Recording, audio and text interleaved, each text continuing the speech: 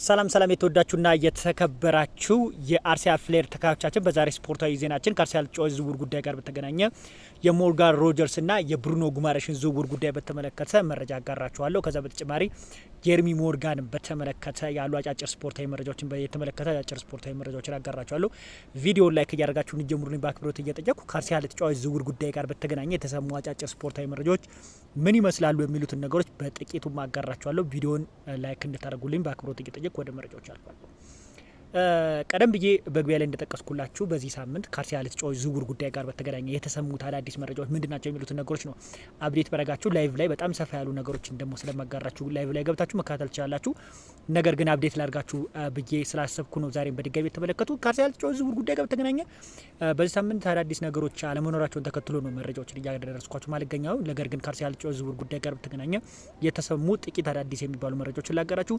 ጄርሚ ሞርጋን አርሰናል ለማስፈረም በቃላት ስምምነት ላይ ደርሰው ነበር። በግል ጥቅማ ጥቅም ሙሉ ለሙሉ ማለት ይቻላል ተስማምቶ ነበር። ነገር ግን ዛሬ ላይ በወጡ መረጃዎች መሰረት ማንቸስተር ሲቲ ተጫዋቹ ሙሉ ለሙሉ ማስፈረሙንና በፋብሪዞ ሮማኖ የተጫዋቹ ዝውውሩን መቋጨቱን በሂር ዊ ጎ በሚለው ቃሉ አረጋግጧል። ስለዚህ አርሰናል በማንቸስተር ሲቲ እንግዲህ ጣልቃ በሃይጃክ ተደርጎ አንድ ተጫዋች አመልጦታል። የሌስተር ሲቲ እጅግ ባለተሰጥኦ ወጣት እንግዲህ አርሰናል ካጣቸው ወሳኝ የክረምት የዝውውር መስኮት ውስጥ ይካተታሉና እንደ አጠቃላይ ከአርሰናል ተጫዋች ዝውውር ጉዳይ ጋር በተገናኘ በቅርቡ አርሰናልን ይቀላቀላል ተብሎ ሲጠበቅ የነበረው ጄርሚ ሞርጋን ማንቸስተር ሲቲ መቀላቀሉ ነው ዛሬ ላይ አሁን አዲስ መረጃ ሆኖ ብቅ ያሉት። ሌላኛው ዘሰን ላይ አንድ መረጃም አሁን ከጥቂት ደቂቃዎች በኋላ ቢያንስ 30 ደቂቃ ማለት እንችላለን ከአርሰናል ተጫዋች ዝውውር ጉዳይ ጋር በተገናኘ ብሩኖ ጉማሬሽን በተመለከተ አርሰናል አሁንም ቢሆን ከ60 እስከ 70 ሚሊዮን ፓውንድ ድረስ ሊያወጡ ይችላሉ የሚሉት ነገር ነው። ነገር ግን ለዚህ ተጫዋችም እስከ 100 ሚሊዮን ፓውንድ ድረስ ደግሞ ኒውካስትሎች እንደሚፈልጉ በዘገባው ላይ አካቶታል።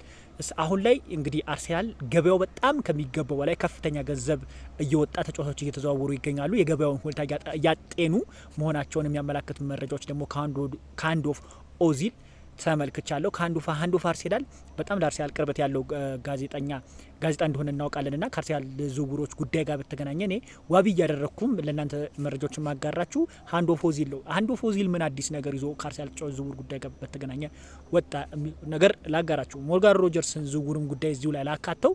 ሞርጋን ሮጀርስ ዝውውር ጉዳይ በተመለከተ አንድ በዚህ ሳምንት ከወጡ መረጃዎች መረዳት የምንችለው እንግዲህ አስቶን ቪላዎች ቁርጥ የዝውውሩን ዋጋ ተናግሯል። እስከ 130 ሚሊዮን ፓውንድ ከተጫዋቹ ዝውውር እንደሚፈልጉ ተናግሯል።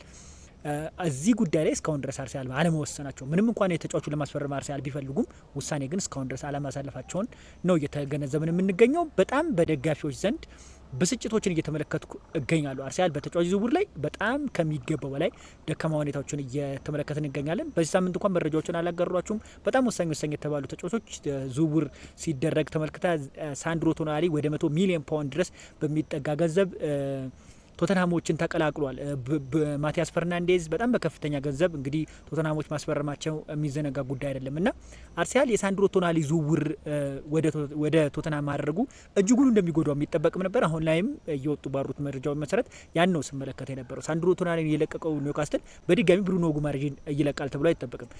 የዝውውሩን ገንዘብ ከወዲሁኑ 100 ሚሊዮን ፓውንድ ድረስ ማድረሳቸውን የሚያመላክት መረጃ ነበር ስመለከት የነበረው። ስለዚህ አርሰናል በገበያው ላይ እንግዲህ ያሉ አማራጮችን መመልከት ይጠበቅባቸዋል። ለምሳሌ ኬንያን ይልዲዝ ያሉ በጣም ወሳኝ ተጫዋቾችንም አርሰናል ከሚፈልጋቸው ተጫዋቾች ውስጥ ይካታሉ። ነገር ግን እስካሁን ድረስ አርሰናል እየሄደበት የሚገኝበት ዝውውር አልተመለከትነውም።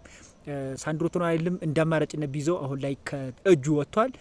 ቀጣዩ ደግሞ ብሩኖ ጉማሬሽ ነው። ብሩኖ ጉማሬሽን በተመለከተ ደግሞ የወጣው መረጃ እንደሚነግረን ከሆነ ኒውካስትሎች ተጫዋቹን መሸጥ እንደማይፈልጉ ነው ያሳወቁትና ጠቅላላ ሳደርገው አርሰናል እንግዲህ በዚህ ሳምንት በጣም በቅርበት ያስፈርማል ተብሎ የተጠበቀው ተጫዋች ከእጁ ወጥቷል።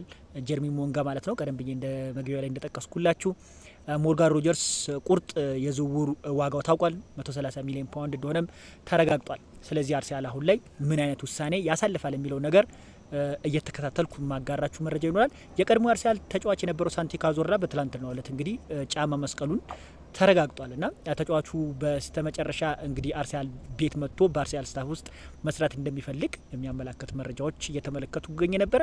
እንደ አጠቃላይ አርሰናል ተጫዋች ዝውውር ጉዳይን በተመለከተ ያገኘኋቸው መረጃዎች ይህን ይመስላሉ። ሞርጋን ሮጀርስና ብሩኖ ጉማሬሽን በተመለከተ ያሉኝ አጫጭር ስፖርታዊ መረጃዎች ይህን ይመስላሉ። አርሰናል በክረምት የዝውውር መስኮት ላይ የነቃ የተባለ እንቅስቃሴ ማድረግ እንደሚጠበቅበት እኔ ምልከታዬ ነው። እስካሁን ድረስ ግን ባየኋቸው መረጃ መሰረት አርሰናሎች በዝውውር ጉዳይ ላይ እየለቀ የተባለ እንቅስቃሴን እያደረጉ እንደማይገኙም ተዘግቧል። የዛሬ አጫጭር ስፖርታዊ መረጃችን ይህን ይመስላል። በሌላ ቪዲዮ እስክንገናኝ መልካም ጊዜ ተኞች።